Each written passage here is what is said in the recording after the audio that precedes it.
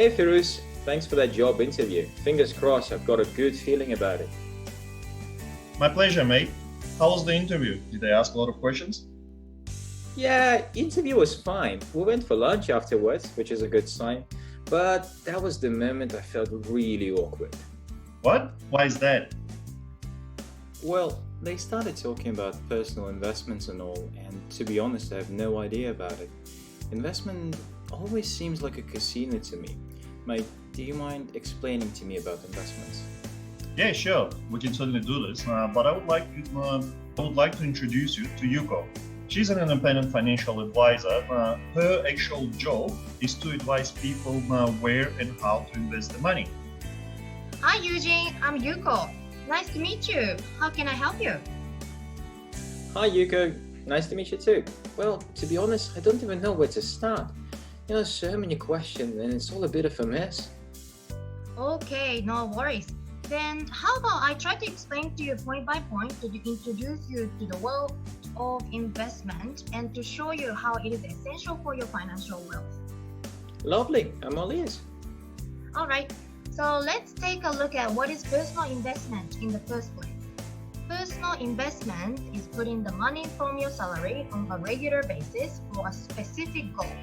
The goals for you could be either your retirement in the future or the education for your children. Everyone has its own goal of why they want to save and invest. The differences between savings and investment is savings are usually at your bank with a lower interest rate, let's say 3% per year, where investment can yield up to 10% per year. Can you see the difference? I think so. So, personal investment essentially is for my money to make even more money. And let's say if I invest instead of putting it in the bank, I will actually make 3 times the amount by investing than if I just left it in a bank, right? Okay, now let's look from the opposite side. What if you didn't invest or had a savings? What would happen when you want your children to go to school? Currently, it can cost up to $100,000 for each child to study the full education from kindy through to the university. Where would you get this much money? Also, let's think about the other point. Today's $100,000 would be $250,000 by the time your children enter university. On average, a university education can cost $100,000 for the entire education. Can you imagine all of this money and somebody has to pay for it? Oh my, that is actually the topic that keeps me up at night.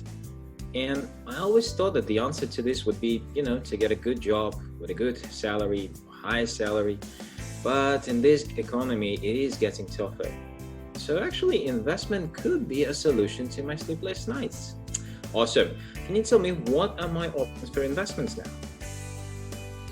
Depending on your risk appetite, you can have a look at a range of options, from properties, shares, through to mutual funds.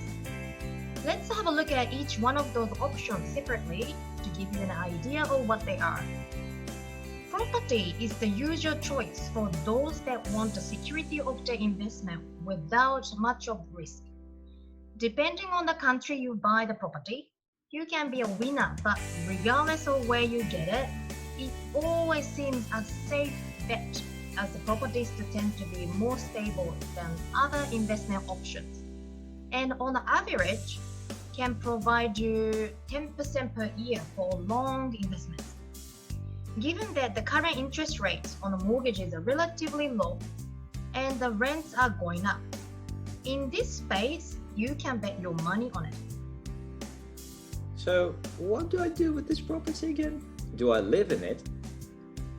If you live in it, it's no longer an asset but liability. And the reason for it that you are the one carrying all the costs. If you rent this out, it becomes an asset since it brings you an income and covers expenses. Ah, okay, now I get it. It has to generate money since, investment is about money making money. Yeah, that's right, Eugene, you got it. Investment is all about growing your money for a specific goal. You need to be clear with what you are doing this for, and based on that, we come up with the strategy that suits you best.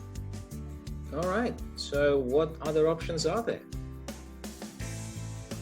Buying shares, this one is a bit tricky as you would need to understand what exactly you are buying, doing the research into the company, their technical analysis of how the company performed, and looking at the economic output, as well as understanding whether it has dividend payouts or a future potential growth. For example, if you bought Alphabet shares when they just started, then you would have been laughing to the bank today. Same could be said about other technology companies. It actually seems like a job on its own. So many factors to consider. But returns are actually huge, right? Is it possible to hire someone to do it on my behalf? Okay, you can always have a look at the firms that offer these services, as well as look at the likes of your banks. Usually, banks have this as a service or have other firms that can do it for you. But would you really trust their opinion? Do you remember the movie Wolf of the Wall Street and shares that they sold to their client? True. Well, if returns are so high, it is definitely worth digging more into this and studying. Is that all, or is there anything else? Yeah, I've got one more option for you available. Let's make it easier for you and discuss mutual funds. As shares could be the tough choice and taking too much time in researching. You could always look at mutual funds as an investment. This is what I actually specialize in. I help people find the right mutual fund that helps them achieve their goals. The investment options that we are offering are all long-term between 10 to 25 years, which would suit your retirement needs or your children's education. All right, awesome. Okay, so how do I start investing? I can't wait to do it and secure my future. Oh wow, Firuz wasn't joking when he said you like to rush into things, right? Before we proceed, let's take a look at pros and cons first before we go ahead, yeah? Okay. Yeah, well, rushing into things is what I'm good at. Luckily I have you and Firuz to slow me down a bit. Hey guys, thank you for watching. Unlike our usual videos, this time, except for Firuz, Kerry and myself, it also involved our friend Yuko, who really is a certified independent financial advisor. You can reach out to her online. We'll put the link in the description below. Please stay tuned as the next part of the video is the one that's very important. It will be about pros and cons of each investment and how to start investment. As always, please like, share and subscribe. Cheers!